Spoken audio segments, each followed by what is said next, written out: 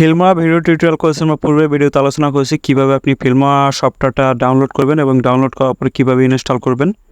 এবং পরবর্তী ভিডিওতে আলোচনা করেছি ভিডিও এক্সপোর্ট সম্পর্কে, আপনি কীভাবে একটা কোয়ালিটিফুল ভিডিও এক্সপোর্ট করতে পারবেন সেটা ইউটিউবে আপলোড করার পরে যাতে রেজলিউশন কমে না যায়। এবং পরবর্তী ভিডিওতে আলোচনা করেছি ভিডিও এডিটিং নিয়ে। আজকে ভিডিওতে আলোচনা করব অডিও এডিটিং নিয়ে, কীভাবে আপনি একটা পারফেক্ট অডিও এডিটিং করতে পারেন। আমরা এখানে দেখবেন যে একটা ভিডিও স্ক্রিপ্ট এবং একটা অডিও স্ক্রিপ্ট এখানে ইম্পোর্ট করেছি। আমরা যদি এটা ইম্পোর্ট করে নিই শেষ সারিতে, নেওয়ার পর আমি এখান থেকে অডিওটা নিয়ে নেব। প্রথমে ভিডিওটা নেই, ভিডিওটা নেওয়ার পর আমরা এখান থেকে অডিওটা সিলেক্ট করে নিয়ে নেব। অডিওটা নেওয়ার পর আমরা অডিওর যে লাইনগুলো আছে এখানে দেখতে পাচ্ছেন যে অডিওর যে লাইনগুলো আছে ওই লাইনগুলো আমরা মিলিয়ে নিব। মিলিয়ে নেওয়ার পরে উপর থেকে যে অডিওটা আছে অডিওটা আমরা এখান থেকে ডিলিট করে দেবো। তো অডিওটা মিলানোর ক্ষেত্রে আপনাকে একটু জুম করে নিতে হবে। এখান থেকে যদি একটু জুম করে নেন, জুম করলে আপনার মিলাইতে সহজ হবে বা মিল করতে আপনাকে সহজ হবে। এবং এইখান থেকে আপনি কি করবেন, আপনার যে স্ক্রিপ্টটা আছে স্ক্রিপ্টটা যদি সাউন্ড শুনে নেন তাহলে হয়তো ভালো হবে। যদি সাউন্ড শুনতে না পারেন তাহলে আপনি এই বরাবর স্কেল সিলেক্ট করে নেবেন।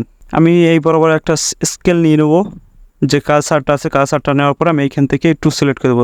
এটা না নিলেও চলে, নিলে একটু ক্লিয়ারলি বোঝা যাবে।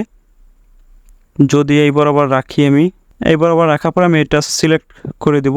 এই যে সেটআপটা আছে বা এই লাইনগুলো আছে লাইনগুলো যাতে সঠিক সাইজে হয়। এখানে দেখতে পাচ্ছেন একবারে ক্লিয়ারলি আছে। যদি আমি এখান থেকে একটু প্লে করে সাউন্ডটা এখানে শোনাই দিই আপনাদেরকে তাহলে একটু ক্লিয়ার বুঝতে পারবেন। তো আজকে ভিডিও এই পর্যন্তই। যদি ভিডিওটি ভালো লাগে অবশ্যই একটু লাইক করে দিবেন এবং যদি কোনো মতামত কমেন্টে জানাবেন। দেখতে পাচ্ছেন একবার দুইটা সাউন্ডই বরাবর সমান হয়ে গেছে, কোনো সমস্যা নেই এখানে সাউন্ডে। তো এইখান থেকে যদি আমি উপরের সাউন্ডটা অফ করে দিই বা উপরের সাউন্ডটা আমি ডিলিট করে দিই, ডিলিট করার ক্ষেত্রে এখানে রাইট ক্লিক করতে হবে। মাউস উপরে রাইট ক্লিক করার পরে এখানে ডিএটাচ অডিও এটা পরে ক্লিক করবেন। এটা পরে ক্লিক করার পরে দেখবেন যে অডিওটা ওই ভিডিও থেকে আলাদা হয়ে গেছে। আলাদা হওয়ার পরে আপনি চাইলে এখান থেকে ডিলেটে প্রেস করে ডিলিট করে দিতে পারেন, অথবা এই যে স্কেলটা আছে স্কেলটা আপনি ডাউন করে দিতে পারেন। ডাউন করলে সাউন্ডটা টোটালি অফ হয়ে যাবে। আবার এইখান থেকে দেখুন, এইখান থেকে বোঝা যাচ্ছে সাউন্ডটা অন করার ক্ষেত্রে এটা ক্লিক করলে আস্তে আস্তে বেড়ে যাবে। তো এর থেকে সহজ হবে আপনি যদি এটা ডিলিট করে দেন, এটা সিলেক্ট করার পরে ডিলেটে প্রেস করবেন, অথবা এখান থেকে মাউসের রাইট সাইড ক্লিক করার পরে ডিলিট ফাইলে ক্লিক করে দেবেন, ডিলিট হয়ে যাবে। তো আমি এখান থেকে সিলেক্ট করার পরে কিবোর্ডে ডিলিট প্রেস করবো, অটোমেটিকলি ডিলিট হয়ে যাবে। ডিলিট হওয়ার পরে এখান থেকে অডিও দেখে ভিডিও প্লে করে কোথায় কোথায় মিসিং আছে মিসিং বাদ দিয়ে ভিডিওটা এডিটিং করে নিতে হবে। এই হলো অডিও সেটআপের মূল বিষয়। আপনি এরকমভাবে সেটআপ করে নিতে পারেন। তো অডিও সেটআপ করার পূর্বে আপনি এই লাইনটা একটু উপর দিকে উঠিয়ে দেবেন যাতে সাউন্ডটা ক্লিয়ার হয় বা সাউন্ডটা একটু বেশি হয়। তার পরবর্তীতে আপনি এইখান থেকে এডিটিং করার পরে আস্তে এক্সপোর্ট করে নেবেন। এবং যদি এখানে কোনো মিউজিক অ্যাড করতে চান, যদি আপনার কোনো ইফেক্ট দরকার হয়, সাউন্ড ইফেক্ট দরকার, তাহলে আপনি এখান থেকে অডিওতে ক্লিক করতে পারেন। অডিওতে ক্লিক করার পরে এখান থেকে যে কোনো অডিও আপনি ডাউনলোড করে নিতে পারেন। আমি যদি এই 1 মিনিট 56 সেকেন্ডের যে অডিওটা আছে আমি এটা যদি ডাউনলোড করে নিই, একটু সময় লাগতে পারে, 2-1 মিনিট সময় লাগবে। তো আপনারা এখান থেকে আপনাদের যে অপ্রয়োজনীয় যে অডিও বা ভিডিও ক্লিপ থাকবে আপনারা এখান থেকে এরকমভাবে ডিলিট করে নিতে পারেন। আমি যদি এটা ডাবল ক্লিক করি, এটার উপর ডাবল ক্লিক করবে, এটা কেটে যাবে। এখানে ব্যাগেরটুকু লাগতেছে না আমার, এটা আমি ডিলিট করে দিই।